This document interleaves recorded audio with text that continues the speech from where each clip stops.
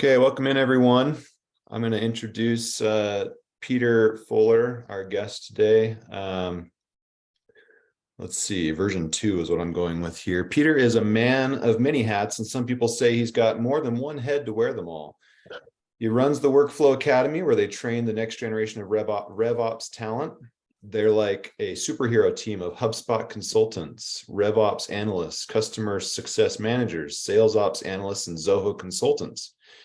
They also have a Zoho code base that rivals the CIA. With a 4.7 star rating from their students, they're clearly doing something right.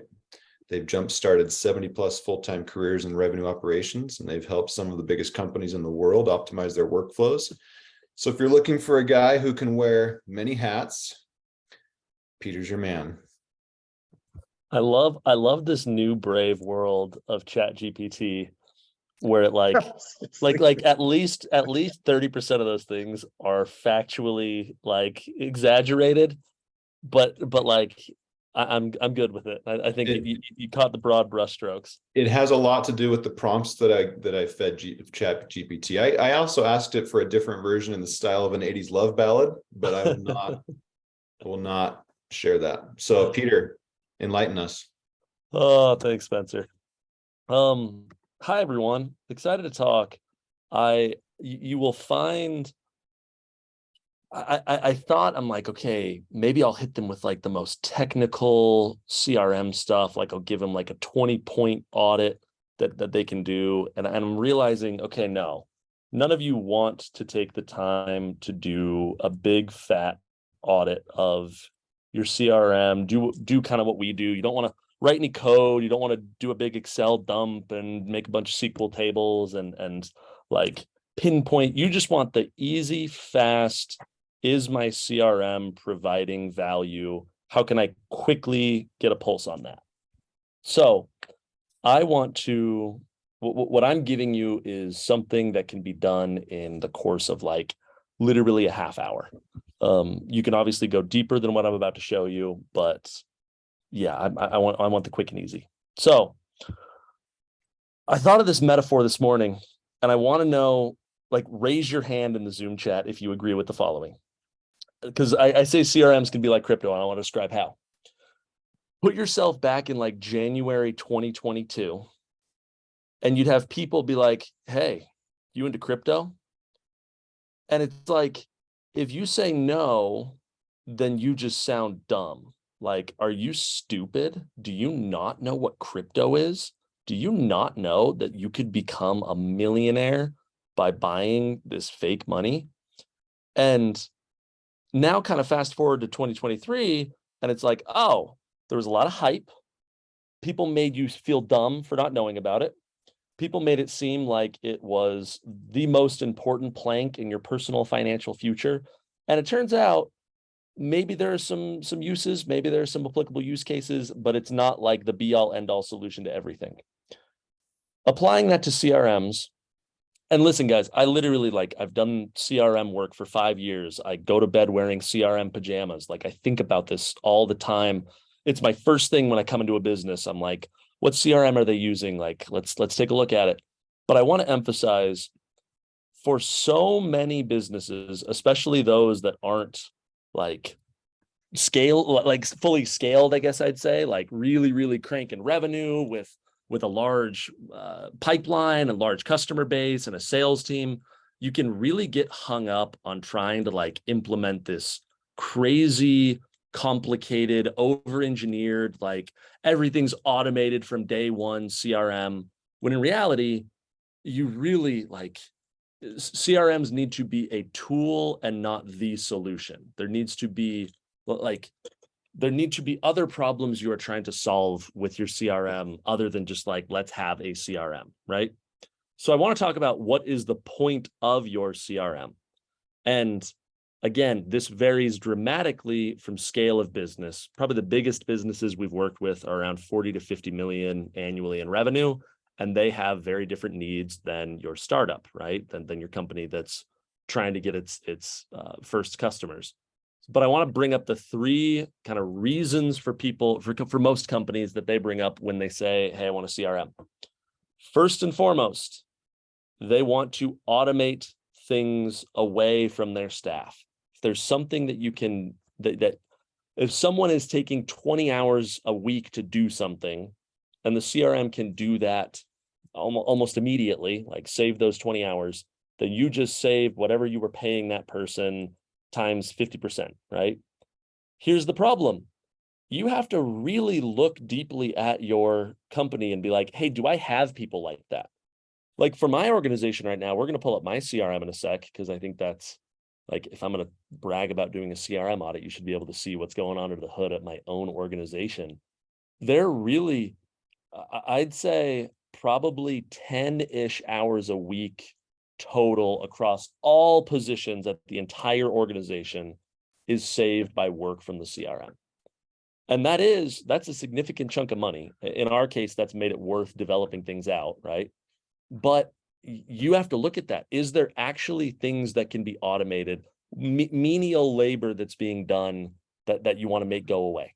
And that's following up automatically with new inbound leads. I talked to a guy yesterday who spends 30 hours a month doing billing and invoicing, like where if he had a more kind of concentrated CPQ tool where he could just quickly plug in a customer billing profile, the CRM could auto generate and send all that out, get payment for him, etc. But again, it depends on your model. I would hazard a guess that many of you have less automatable time at your business than you might think. And so do an audit on that first and foremost, right? Second thing that people often come to me and say, hey, this is why we want more, like want a better implemented CRM. It's really closely related to the first. It's the idea of, if your revenue teams can save time, then that means if you can kind of focus those revenue teams on more lower hanging fruit, lead scoring, automating emails to leads who have been cold for more than a week, including SMS automation whenever people fill a form out, stuff like that, then the idea is your precious revenue team's time can be saved, but not only saved, that you can focus them in and prioritize them on who is the right next person to call, right?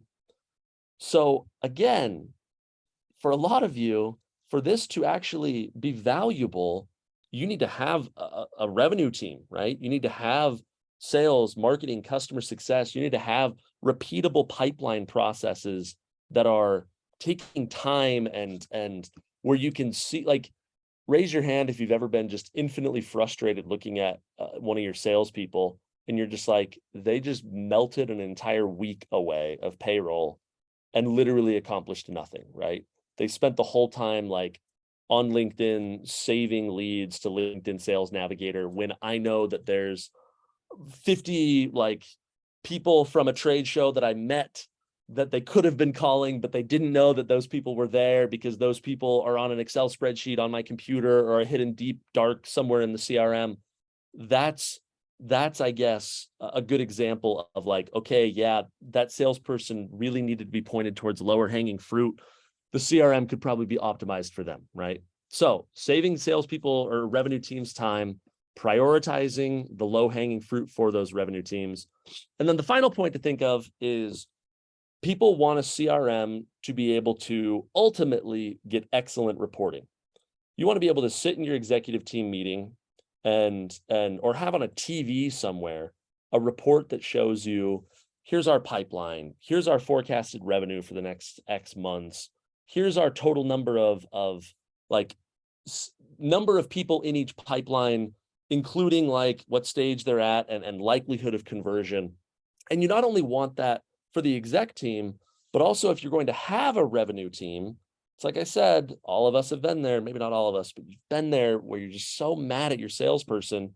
You want that data in your CRM to be able to report kind of in a one-on-one fashion with that sales or revenue team member. Hey, what have you actually accomplished? Like, what have you generated? And a lot of that comes out of the CRM. So I know it might sound like I'm talking out of both sides of my mouth. It's like, these things are so deeply important that I've built a career and company on their importance. But at the same time, I've seen enough of you over fixate on a perfect CRM and an over-engineered solution, and hiring a solutions partner like me, that I'm trying to help you thread the needle of like what is actually worth. Well, like you can't audit a CRM until you know what you want the CRM to do. Is that maybe that's probably the best way of putting it.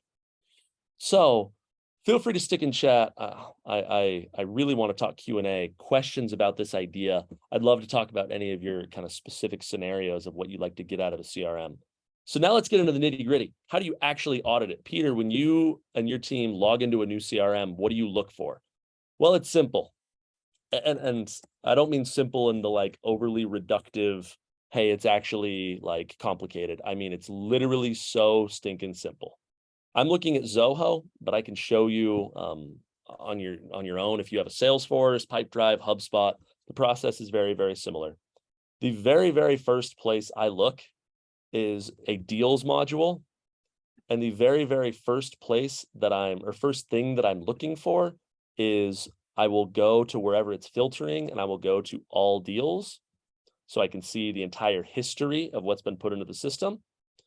And then wherever you can control columns, I am looking first and foremost for two things: modified time and created time.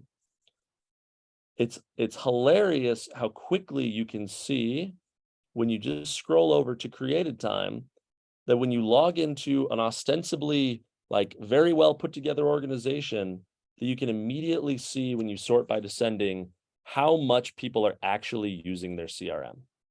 Right? There are more programmatic ways of doing this. Like in a lot of cases, we'll pull this with a SQL query and look at a few other things. But if I just have a login to your system, the first thing I look at is, okay, I see 453 deals, and I see if I just quickly scroll, rough-ish 30 deals created this year, and then I look at modified time, and I'm seeing a lot of February 24th, a few that are more consistently being modified. But what I can tell from here is that the only person creating it is, well, I should have said, I also look at deal owner. I'm seeing a lot of Peter Fuller, a couple other people, but mostly Peter Fuller. I'm seeing 30-ish deals, which means you're only in your CRM maybe 30 times. And I'll show you a more deep way of looking at like specific login points. But roughly, like, would you say you've logged into your CRM 30 times? And roughly, would you say when it comes to actually updating these post creation, you could see this one has never been updated. This one has been updated. This one's been updated. This one never been updated. This one updated. This one never been updated. And you can kind of start to like, it's almost like CSI. You're getting this pattern of like, okay, how is data actually coming into the system? And is Peter actually like, is he creating this as a, is he doing this just out of obligation because someone's told him to? Is he actually coming into the CRM daily and using it as like a valuable tool for him? So an example there of how to get more information, let's pick one example.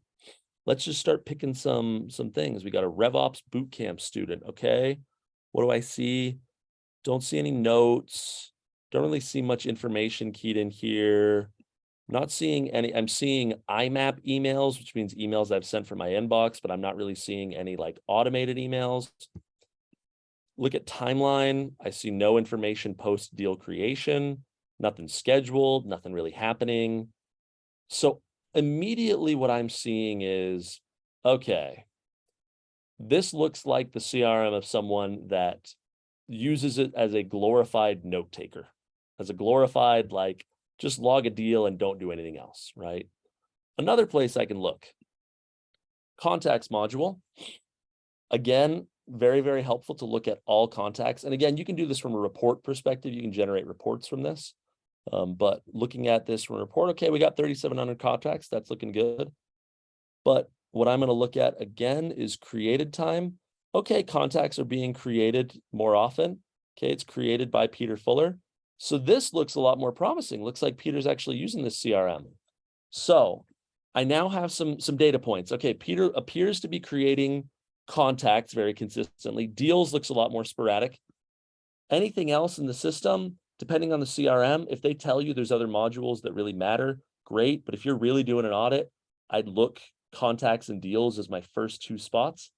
The final place you can look kind of before talking to Peter and the other members of the revenue team is most CRMs will have something akin to an audit log. And this tells you every action that's been taken in the CRM. Again, this is in Zoho CRM. HubSpot doesn't have a strict audit log. I know Salesforce does. HubSpot, it's more like you have to generate a report. You can kind of generate an activity report, and I could show anyone how to do that if they need something specific. So, okay, this is looking more promising, right? Look at all these actions that have happened today. But when you actually like boil it down and you say, okay, I don't just want to see like workflow rules calling functions and stuff. I want to see stuff that Peter Fuller does. You filter by that and you see, okay, it looks like he's doing a good amount. But then this is where we get into phase 2 of the audit, which is take what you've learned and what you've deduced from looking at that audit that I just showed you and actually bring that to your revenue team. Bring it to Peter Fuller. Hey, Peter, it looks like you're adding contacts every single day. How are you doing that? Oh, well, actually, truth be told, that's being added automatically by my WordPress site when people sign up for our free courses. I'm not actually doing that. Oh, well then, Peter, would that maybe explain why all of these people are marked as not contacted and nothing's really being done with them? Yeah, that would probably explain that. I'm not actually checking that. So it's this like, create your deductions from looking within the various modules and then actually bring it to your revenue teams. And so that's kind of stage 1 of that conversation. But then stage 2 is, hey, revenue team, we talked about this being our goal, right? This was the goal of our CRM. It's got to save more time than it's taking, and that it's pointing you towards the lowest hanging fruit of things that will actually drive revenue. Is your CRM, hey, revenue team, is it actually doing that? And it is appalling how many of the organizations we work with don't realize until they pay us a freaking retainer and have us ask the question that the revenue team's answer to that question is, no, we don't think that the CRM is saving more time than it's taking. No, we don't really have a mechanism within the CRM where we feel like we can log in and just see like what we should be doing.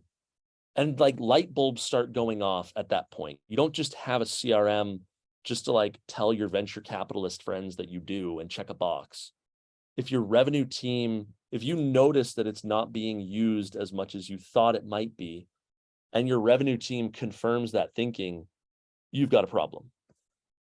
I'm going to stop there. I could talk about all the different ways to solve it, but I want to stop monologuing and actually answer questions and talk about this stuff. We could talk about kind of next steps of where you go from there.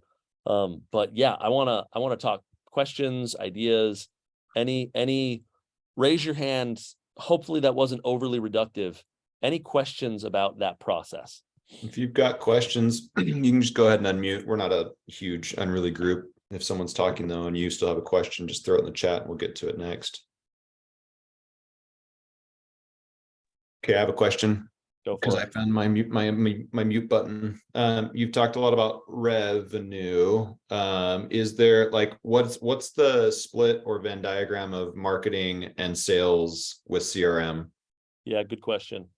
The whole point of the CRM is that marketing and sales should be best friends. Is maybe maybe an overly simplistic way of putting it, but that's what annoys me so much about when you get marketing teams that live their whole lives in like they're living in Active Campaign or Pardot or some sort of like marketing automation platform, and then they just like dump stuff into the CRM for the salespeople to work on.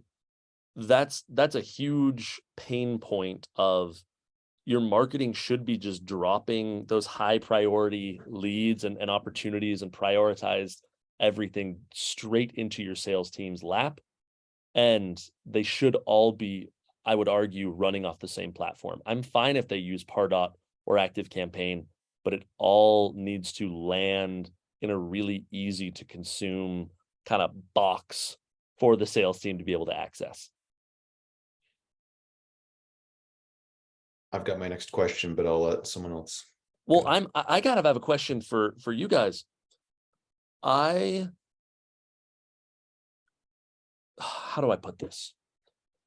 You don't pay your salespeople, especially your more junior salespeople. Well, actually, any of them, because you don't want to pay you don't want to pay any of them to do admin work in a CRM. You don't want to pay any of them to have to like poke around a bunch of different custom views to find who they should be contacting. So I'm curious, how many of you, like, give me an example of the best ever CRM you've seen where salespeople just log in and all their thinking has been done for them. Has anyone seen a CRM like that? I'd love to hear about it. Where it's like the salesperson just logs in and the CRM's already brought up like, hey, this is who you need to call. This is who you need to talk to. Don't think. Please don't think. Just call and email and do your thing. Has anyone seen that?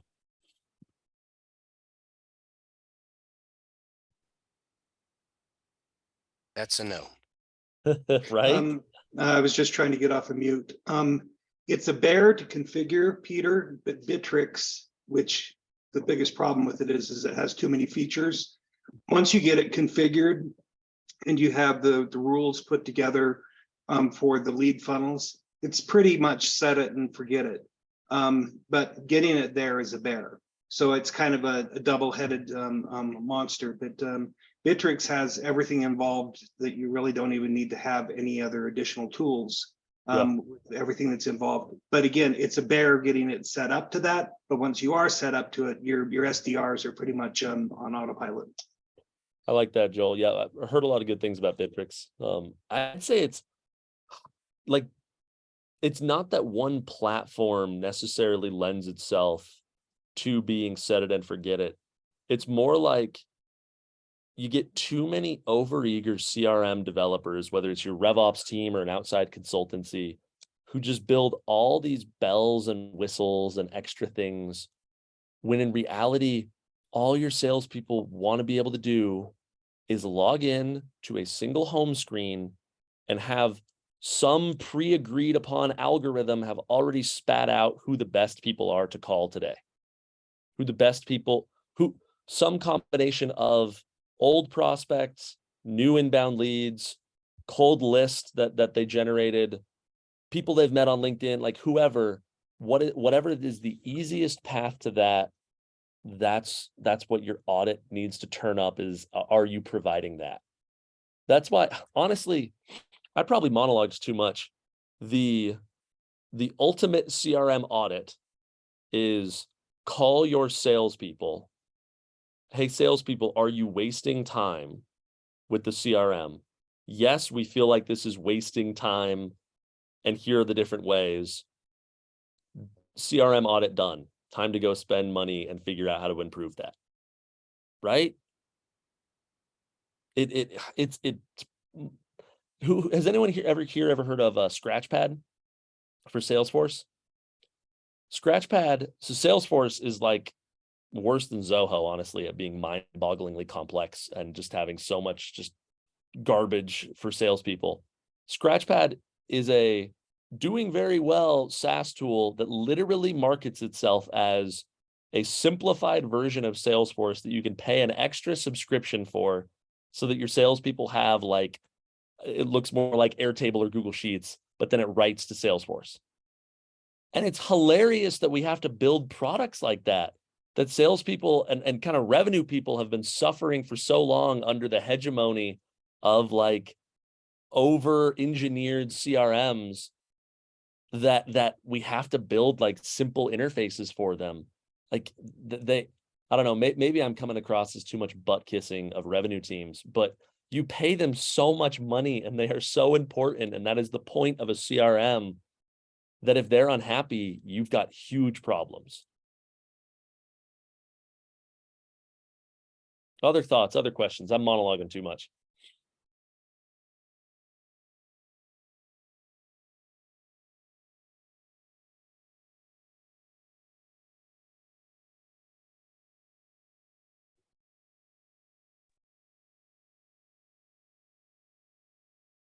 I got some. Go for it, Dan. So I've seen some systems that have been pretty well set up to help kind of prioritize who you talk to. And oftentimes like those rev teams are looking for like, well, who do we talk to?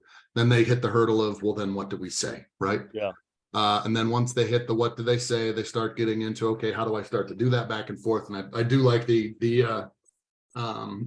tools that kind of help isolate it. I'm curious on, so I have seen some tools that can basically help prioritize who you talk to. For us, a lot of the time we go, okay, well, what if, you can lead up. There's a joke around our office where you can lead a horse to water, but you can't make them drink. Yeah. So not only do we lead the horse to water, sometimes we have to scoop the water up in front of RevOps team's face and slap them in the face with it a little bit and go, hey, we told you who to talk to. We told you what to say, but they still wouldn't actually say, do it. Or, it's hard. It's one of these, it's game theory to some extent, is your RevOps team oftentimes wants to talk to the last people they need to talk to, right? Yes. They tend to prioritize, and it's human nature, right? It's obviously usually the hardest conversation is the one you need to have the most, but you want to do the least, right?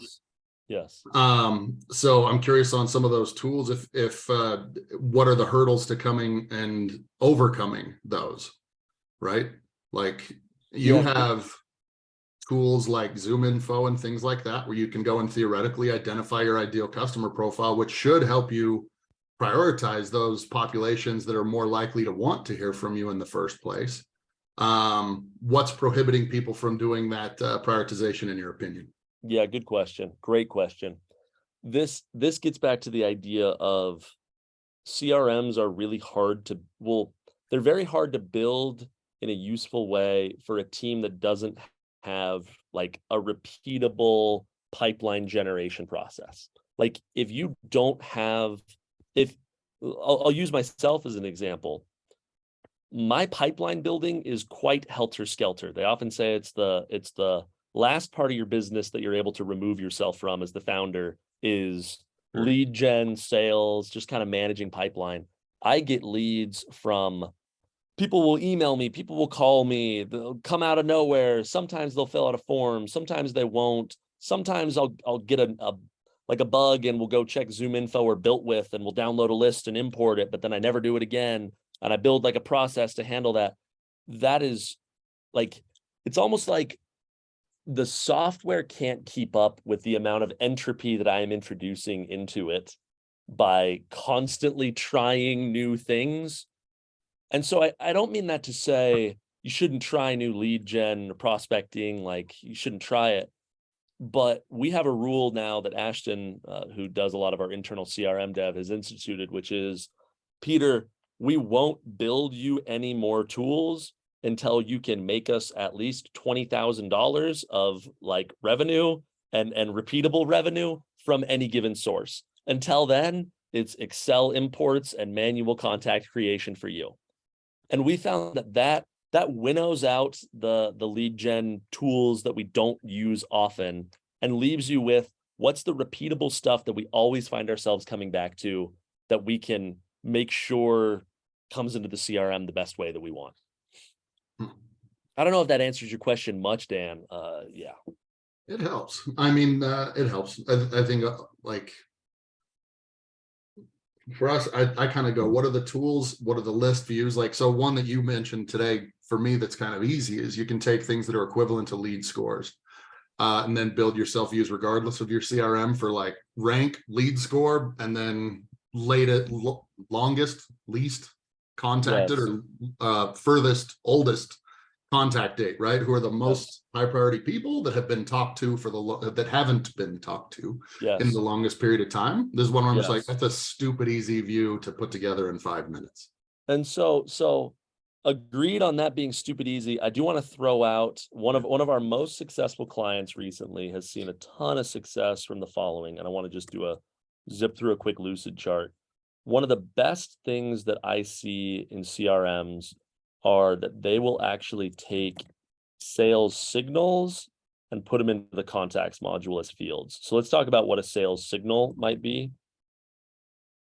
An example is, so they're a medical company that does like Medicaid, they do kind of fulfillment on pharmacy orders, they do doctor visits, etc. And one of the best things they do is they'll have a last medical or pharmacy order date. And that will flow through to the contact and the account record.